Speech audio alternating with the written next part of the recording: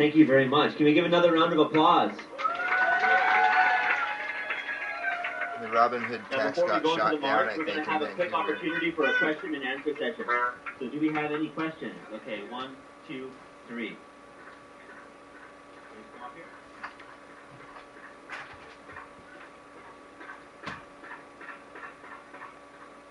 Well, I appreciate your presentation and how important it is to impose this tax. But as you said, Canada is opposing this and other U.S. The problem, our main source of problem here in Canada, in the U.S., in Europe, is we have a political system bought upfront through the election system. So if we don't stop the flow of money from corporations, special interest group, rich people for funding the elections, we will not be able to make any difference. Whether we have 1%, this is just 1% of our problem. All our problems, the question is, why don't we focus on one issue? And that issue is stop the flow of money to the candidates, to people running for elections. And if we do that, all our problems will be solved because the elected official will be working for you. What do you think of that? I agree. That's an important point, and it's important to have campaign finance reform and to prevent that. But the problem is that often you have leading, you have ministers or premiers, and this isn't an issue of finance reform. But after serving in government, they then get a position on in the bank boardrooms, right? And as long as the financial sector is so big and overblown like that, that'll continue to happen. Okay. Can I come up?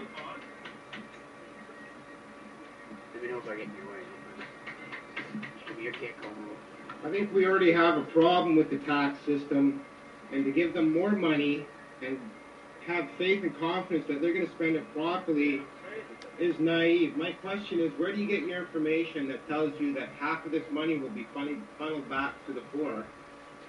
And what makes you think it's going to be used any better than the money that we're already giving them? Yeah.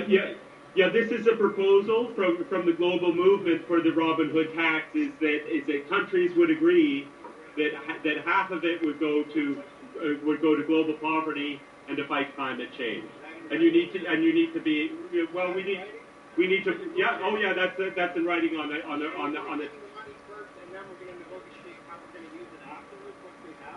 No. The whole proposal for a Robinhood tax is that half of it would go to those needs, and this is money that's coming from the financial sector. It's middle class. Anybody earning over $200,000 will be taxed. That's a fact. Okay.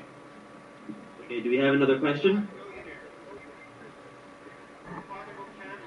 Yeah, so it's a little bit pertaining to what that question started to ask. Just, are there any ideas about how the half that will be generated internationally will be administered?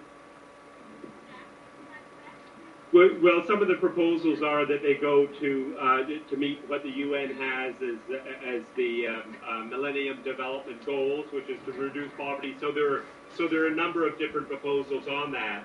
I mean, it's always a challenge, right, to do that. But this is one of the most progressive taxes that there is out there in terms of taxing a sector that has had tons of tax breaks, and it would mostly fall on the very wealthy people and wealthy institutions, and redirecting that to the poorest of the poor around the world. So there are a lot of environmental groups. If you go to the Robinhood.uk.org.uk website, you'll see that most of the people that have been campaigning for this are anti-poverty groups, development groups, environmental groups. Those are the people who have been campaigning for this for years, and they're pushing for this. Don't fuck with them. Okay, let's get one more question before we start the march. Hi, my name is Harley Much, and I'm just curious what killed the Robinhood tax the first time. You said it was already tried to introduce it once, and what happened to it then? Well, a number of countries already do have stock transaction taxes, but the idea for a Robinhood tax is actually a recent idea, and it's to put a tax on a broader base tax. So there are taxes that different countries have on stock transactions. The UK has got one, Switzerland's got one, China's got one, a lot of countries around the world have one. But this is an idea to tax the really globally mobile financial transactions that have caused such destruction.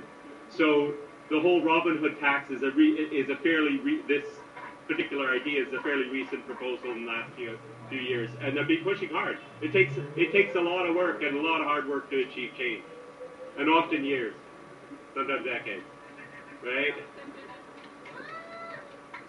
Okay, thank you, Toby, very much. Actually, I have one question for you, if you could permit.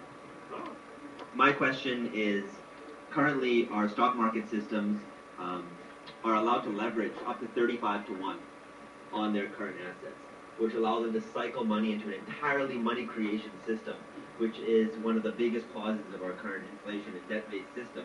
How does a 1% tax on the already created inflated fiat money help to really address the core of the issue?